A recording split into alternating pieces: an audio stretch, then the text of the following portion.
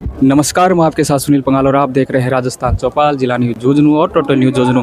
साथियों, इस वक्त हम मौजूद हैं थिरपाली गांव के अंदर, थिरपाली के टोल प्लाजा के अंदर, जहां पर हज़ारों की संख्या में वो किसान हैं वो एकत्रित हुए हैं। किसान एकत्रित इसलिए हुए हैं क्योंकि कुछ दिन पहले उनकी जो फसलें हैं वो ओलावृष्टि के कारण नष्ट हो गई थी, और जो फसलें नष्ट हुई हैं उनको मुआवजा लेने के लिए सरकार पर एक प्रकार का दबाव बनाने के लिए यहाँ पर धरना प्रदर्शन है वो किया जा रहा है। इस धरना प्रदर्शन की जो अध्यक्षता है वो की जा रही है वो सुनील पुनिया जी के द्वारा की जा रही है, और यहाँ पे जो बड़े नेता हैं, किसान नेता हैं, वो भी यहाँ पर पहुँच चुके हैं और अपना भाषण है वो दे रहे हैं।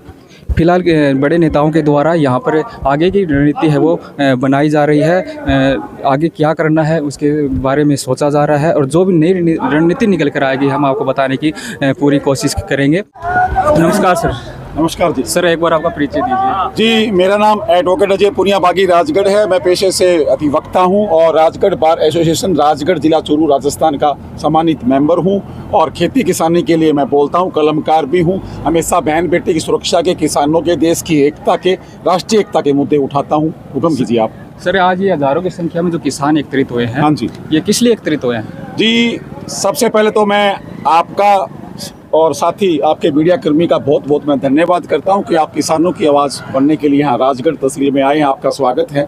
और जैसा कि आपने देखा, 28 फरवरी को भयानक ओलावृष्टि हुई हमारे इसी राजगढ़ पिलानी राजमार्ग पर, और इसके अलावा हमारे चूरू जिले में और बीकानेर तक ये मार थी। और हमारे ओलावृष्टि से जो हमारी फसलें थी, तैयार चने की फसल थी, सरसों की फसल थी, वो बिल्कुल तहस नहस हो चुकी है। और हमारी मांग अब ये हो रही है, क्योंकि अभी इन्होंने ताज़ा फैसला किया है गवर्नमेंट ने, वो हनुमानगढ़ और चूरू जिले के अंदर सैटेलाइट से कह रहे हैं कि हम खेतों का निरीक्षण करेंगे। हम ये कह रहे हैं कि सैटेलाइट तो दुर्गम इलाकों के लिए होता है जहाँ आप जा नहीं सकें, तो आपकी मैन पावर, आपके ऑफिसर, आपके पटवारी, आपके गिरदावर अगर यहाँ पहुँचते हैं, उन्होंने खेतों का सर्वे किया है, और जितने जनप्रतिनिधि गवर्नमेंट के हैं, वर्तमान सरकार के हैं, विपक्ष के हैं, और तमाम प्रशासनिक अधिकारी हैं, हमारी एसडीएम महोदया साहिबा भी हैं, और हमारे तहसीलदार साहब हैं, सब खेतों तक पहुंचे हैं।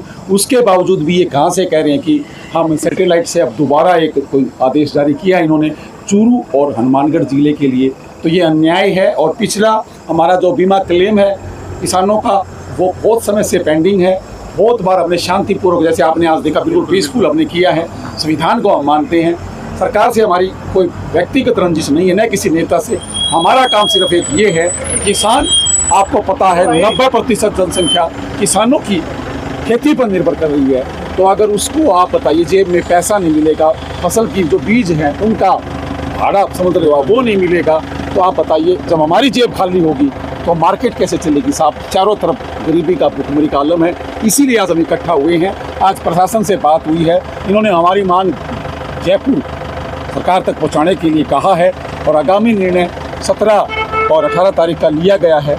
उसके अंदर भी जो जैसा किसान सभा है, क्योंकि आपको पता है किसी एक पार्टी का काम नहीं है, किसी एक किसान का काम नहीं है, इसमें सारे ही किसान हैं साहब। और मैं भी किसान का बेटा हूँ, वकील मैं बाद में हूँ, तो इसलिए मेरी भी आपके इस चैनल के माध्यम से गुजारिश रहेगी, सब राजनीति को छोड़ के, सब डंडे झंडों को छोड़कर आप किसानों के लिए, किसान के हित के लिए बोलिए, क्योंकि आपको पता है इस भूखे पेट को रोटी किसान देता है। 70% हमारी जनसंख्या, आपको पता है, भारत की कृषि प्रधान देश है भारत।